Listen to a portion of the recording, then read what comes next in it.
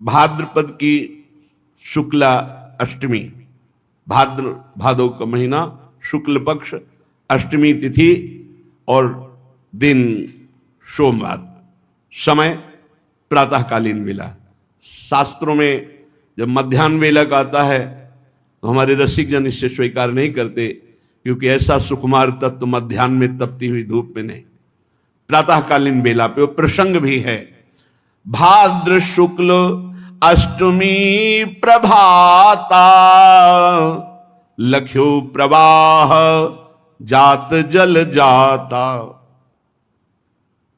भादव का महीना, शुक्ल पक्ष, अष्टमी। अचानक मंत्र जप कर रहे थे, स्नान की हुई यमुना जी में के देखा एक बड़ा अद्भुत तेजोमय कमल, एक अद्भुत आकर्षण, खिंचे हुए से बाबा उस कमल के पास पहुंचे, वृषभानु जी। जैसे आविष्ट चित्त माने कोई विचार काम नहीं कर रहा, खिंचे हुए से गए और कमल को गोद में उठा लिया।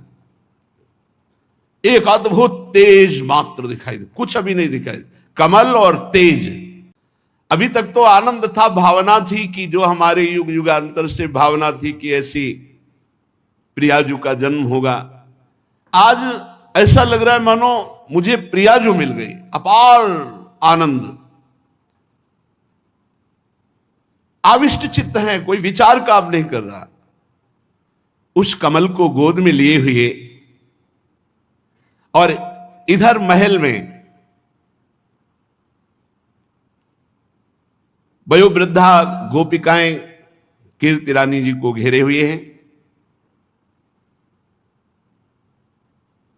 पूरे नगर में सूचना है कि प्रसव पीड़ा हो रही है, संतान प्रकट होने वाली है। अद्भुत ज्योतिर्मय प्रसूति का ग्रह हो रहा है पहले से ही, तेजों में। कीर्तिदा रानी को ऐसा महसूस हो रहा है कि बस अभी संतान प्रकट होने वाली है। गोपिकाएं वयोवृद्धा आसपास बैठी हुई हैं। इतने में दिव्य पुष्प लिए हुए श्री वृषभानु जी महल में पधारते हैं। ऐसा दिव्य पुष्प है कि प्रेम विवश होकर, शिथिल होकर के, प्रसव पीड़ा हो रही थी, इधर दिव्य सुमन लेकर के, कमल लेकर के समीप पहुंचे और कहा, देखो आज यमुना जी में बड़ा दिव्य कमल। जे ही कमल गोद में दिया, उसी समय उनको अनुभव हुआ कि मेरे संतान हुई। गोप सुंदरियों ने देखा अद्भुत बिजली की सी कांति, गौर वर्ण, छोटी सी नन्ही सी लाडली जू, मानो करोड़ करोड़ चंद्रमाओं की कांति लिए हुए।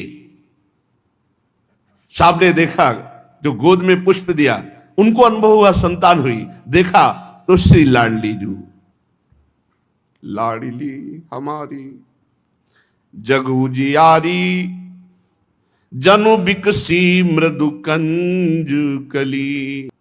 श्री लाडली जू प्रकट हुई। कीर्तिदा रानी को सुंदर कन्या हुई है।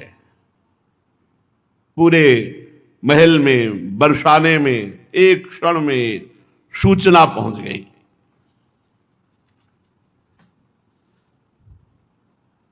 वहां पहले से ही जैसे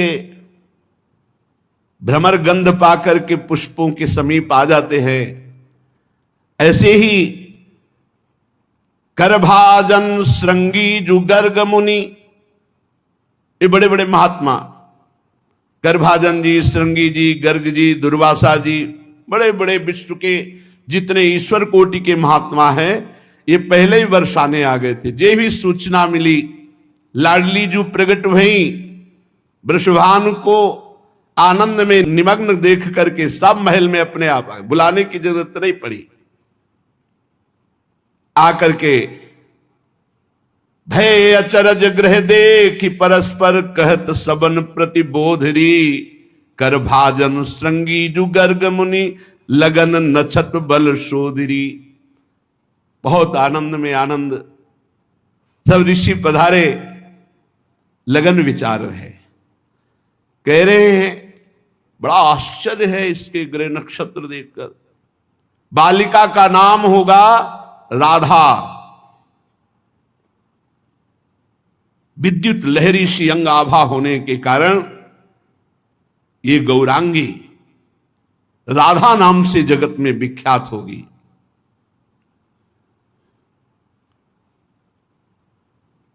समस्त ऋषि अपने नेत्र सार्थक कर रहे हैं लाडली जी के दर्शन करके।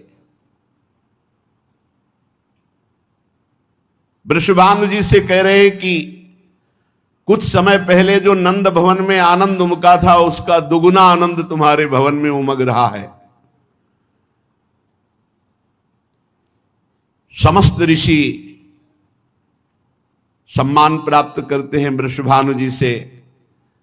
वो यत्किंचित वर्णन करके प्रियाजू का महामहिम स्वरूप और दर्शन करते हैं, फिर चरणों की वंदना करके वृषभानुपुर बरसाने में ही अलग अलग लताओं के नीचे बैठकर प्यारी जू की महिमा का चिंतन करते हैं।